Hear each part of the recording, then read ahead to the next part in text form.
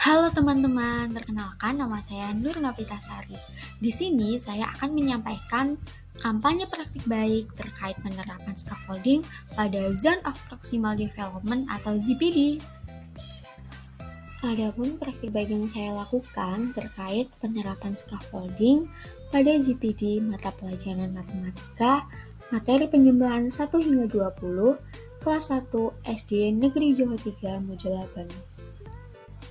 Nah, yang melatar belakangi dari penerapan scaffolding ini adalah peserta didik kelas 1 SD Negeri Johor 3 Mojolaban mengalami kesulitan dalam mempelajari materi penjumlahan 1 hingga 20.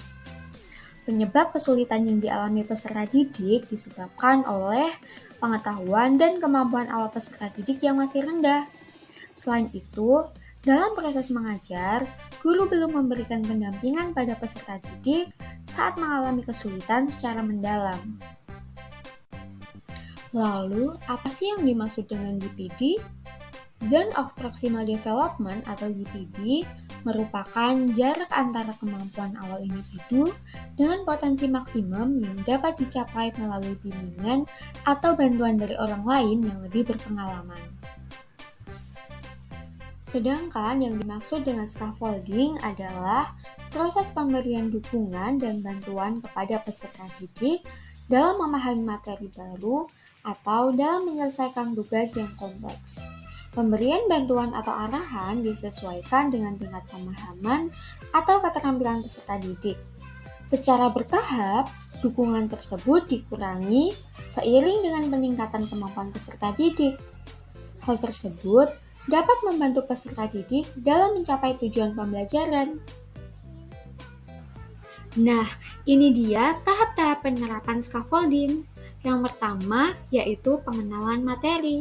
Pada tahap awal, peserta didik dikenalkan ulang dengan materi penjumlahan 1 hingga 20. Hal tersebut untuk mengingatkan kembali tentang materi yang akan dipelajari. Tahap yang kedua yaitu pembagian kelompok. Peserta didik dikelompokkan berdasarkan tingkat GPD-nya atau berdasarkan kemampuan belajarnya, yaitu siswa dengan kemampuan rendah dan siswa dengan kemampuan yang tinggi. Tahap yang ketiga yaitu pemberian tugas. Tugas yang diberikan pada peserta didik dilakukan secara berjenjang berdasarkan kemampuan pada kelompok peserta didik. Tahap yang keempat adalah pemberian bantuan.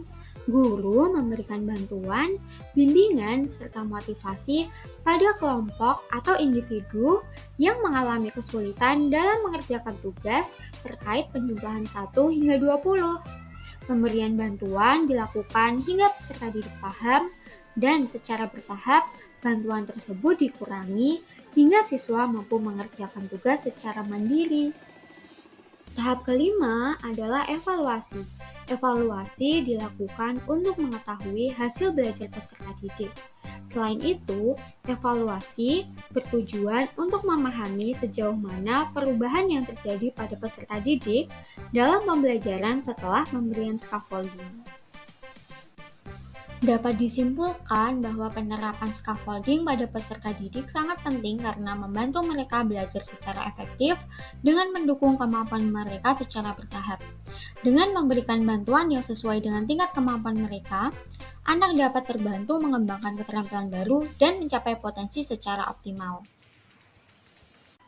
Itu tadi praktik baik yang telah saya lakukan teman-teman. Semoga bermanfaat dan terima kasih.